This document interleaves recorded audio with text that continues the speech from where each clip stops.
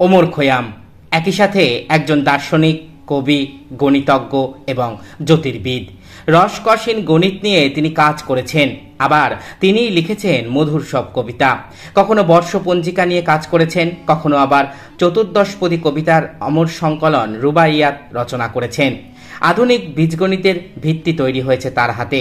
কাজ করেছেন ইউক্লিডীয় জ্যামিতি নিয়ে।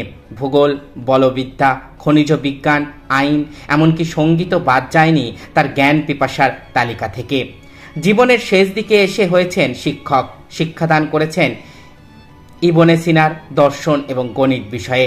তিনি সত্যি অসাধারণ, অতুলনীয় এবং অনুপম। তিনি ওমর খৈয়াম। মধ্যযুগ শুরু হওয়ার পূর্ববর্তী সময়ে তিনি ছিলেন এক অসাধারণ ব্যক্তিত্ব। ওমর খৈয়াম 1048 খ্রিস্টাব্দের 18 মে পারস্যের বিখ্যাত বাণিজ্যিক শহর নিশাপুরে জন্মগ্রহণ করেন। তার পিতা ইব্রাহিম খৈয়াম ছিলেন সে শহরের বিখ্যাত চিকিৎসক। তার মায়ের নাম জানা যায় না। ওমর খৈয়ামের পুরো নাম ঘিয়াত আদ-দিন আবু ফাতাহ ওমর ইবনে খৈয়াম নিশাপুরি। নামের প্রথম অংশ ঘিয়াত আদ-দিন, যার অর্থ বিশ্বস্ত কাদ, যাকে বিশ্বাস করা যায়। তার কোনো পুত্র সন্তান ছিল কিনা সে ব্যাপারে ইতিহাসে কোনো তথ্য পাওয়া যায়নি। তথাপি আবু ফাতাহ অর্থ ফাতাহের পিতা, ইবনে খৈয়াম অর্থাৎ খৈয়ামের পুত্র। অনেক ঐতিহাসবিদ বলেন ওমর তার বাবার কাজের প্রতি সম্মান প্রদর্শন করতে নামের শেষে খৈয়াম যুক্ত করেছিলেন এবং নিশাপুরি অর্থ নিশাপুরে জন্ম।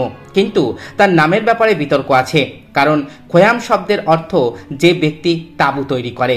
একদিকে শোনা যায় তার বাবা ধনী চিকিৎসক ছিলেন, অন্যদিকে কেউ দাবি করেছেন ওমর খৈয়ামের বাবা ছিলেন একজন তাঁবু তৈরির কারিগর।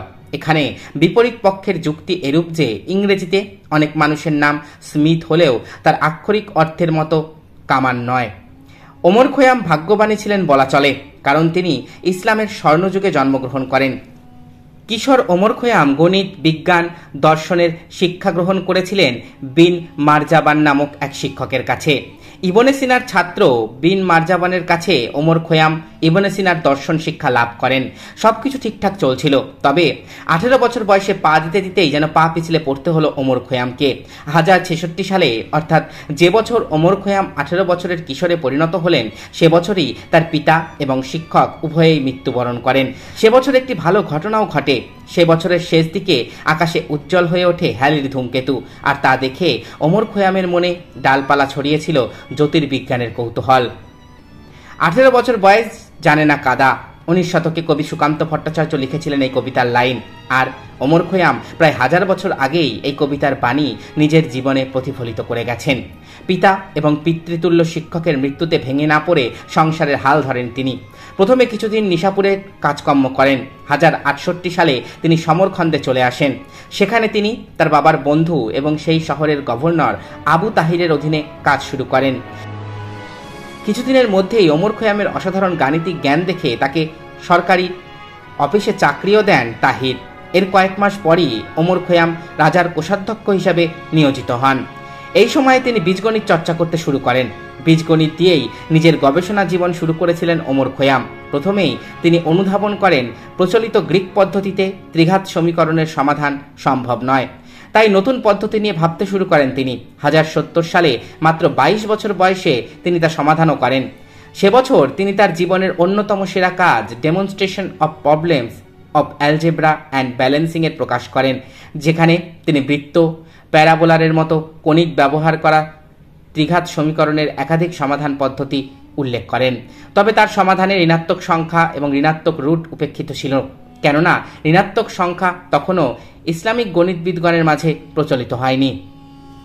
তবে এই অসাধারণ কীর্তিতেও অতৃপ্ত ছিলেন ওমর খৈয়াম। তিনি সবসময় চাইতেন বীজগাণিতিক সমস্যার সমাধান বীজগাণিতিক কোনো সূত্র বা পদ্ধতি ব্যবহার করেই করতে।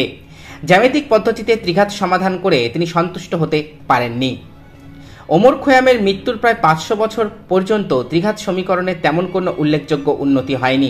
1535 সালে নিকোলো টার্টাগিলা ত্রিঘাত সমীকরণ সমাধানের সাধারণ সূত্র তৈরি করলে বীজগণিত ওমর খৈয়াম যুগ থেকে একদম এগিয়ে যায়। 1073 সালে ওমর খৈয়ামের জীবনে অন্য মোড় নেয়। সেলজুক সাম্রাজ্যের সুলতান মালিক শাহ তাকে সেলজুকের রাজধানী ইস্পাহানে আমন্ত্রণ জানান একটি অপরিবর্তনীয় এবং চিরস্থায়ী বর্ষপঞ্জিকা তৈরি করে দিতে। উল্লেখ্য, তখনকার সময় পঞ্জিকাগুলো স্থায়ী ছিল না। ঘন ঘন বছরের দৈর্ঘ্য পরিবর্তন করা হতো। সুলতানের ডাকে সাড়া দিয়ে আরও বেশ কয়েকজন বিজ্ঞানীকে সাথে নিয়ে 1074 সালে সেলজুক গমন করেন ওমর খৈয়াম। সুলতান মালিক শাহ ওমরকে ভালো বেতন এবং সব রকম সুযোগ সুবিধার নিশ্চয়তা দেন। প্রথমেই ওমর খৈয়াম তাকে দিয়ে একটি অবজারভেটরি তৈরি করিয়ে নিলেন, যেখান থেকে অন্তত 30 বছর আকাশ পর্যবেক্ষণ করা হবে। 30 বছরের লক্ষ্য এজন্য ঠিক করা হয়েছিল যে এই সময়ে শনি গ্রহ তার কক্ষপথে একবার ঘূর্ণন শেষ করবে। ওমর খৈয়াম বহু বছর আগে যা হিসাব করে রেখেছিলেন সমস্ত দৈর্ঘ্য পরিমাপ করে তাই হলো। তার বর্ষপঞ্জির কাজ তিনি শেষ করলেন 1078 সালে। পরের বছর থেকেই সুলতান মালিক শাহ নতুন বর্ষপঞ্জি হিসাবে ওমর খৈয়ামের তৈরি করা বর্ষপঞ্জি চালু করলেন, যা 20 বছর পর্যন্ত চলেছিল। ওমর খৈয়াম একজন অসাধারণ কবিও ছিলেন।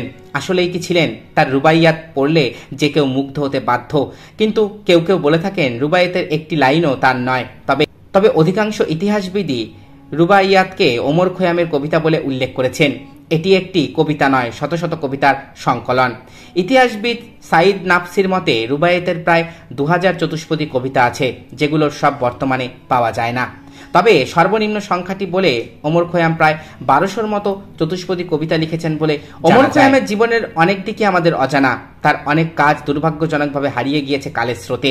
তার দাম্পত্য জীবন সম্পর্কে কোনো তথ্য পাওয়া যায় না, তবে ধারণা করা হয় তিনি বিয়ে করেছিলেন এবং তার একটি সন্তানও ছিল। 1131 খ্রিস্টাব্দের 4 ডিসেম্বর ওমর খৈয়াম তার জন্মস্থান নিশাপুরেই মৃত্যুবরণ করেন। তিনি মৃত্যুর আগে এমন একটি বাগানে তাকে সমাহিত করার কথা বলে গিয়েছিলেন যেখানে বছরে 2 বার ফুল ফোটে, সেখানেই তাকে সমাহিত করা হয়। দীর্ঘকাল তার কবরের কোনো খোঁজ পাওয়া যায়নি। 1963 সালে প্রত্নতাত্ত্বিক খননে তার কবর খুঁজে পাওয়া যায় এবং তা নিশাপুরে নিয়ে স্থানান্তরিত করা হয়। বর্তমানে সেই স্থানটি দর্শনার্থীদের জন্য উন্মুক্ত রয়েছে। এতক্ষণ আপনারা শুনলেন মধ্যযুগ শুরু হওয়ার পূর্ববর্তী সময়ের এক অসাধারণ ব্যক্তিত্ব ওমর খৈয়ামের বর্ণময় জীবন বৃত্তান্ত। আশা করি ভিডিওটি আপনাদের ভালো লেগেছে। আমার চ্যানেলের ভিডিওগুলো যদি আপনাদের ভালো লাগে তাহলে অবশ্যই চ্যানেলটিকে সাবস্ক্রাইব করুন, পাশে থাকা বেল আইকনটি ক্লিক করে দিন যাতে পরবর্তী ভিডিও নোটিফিকেশন খুব তাড়াতাড়ি আপনাদের কাছে পৌঁছে যায়। আজকের মতো এখানেই শেষ করছি। ভালো থাকবেন সবাই। নমস্কার।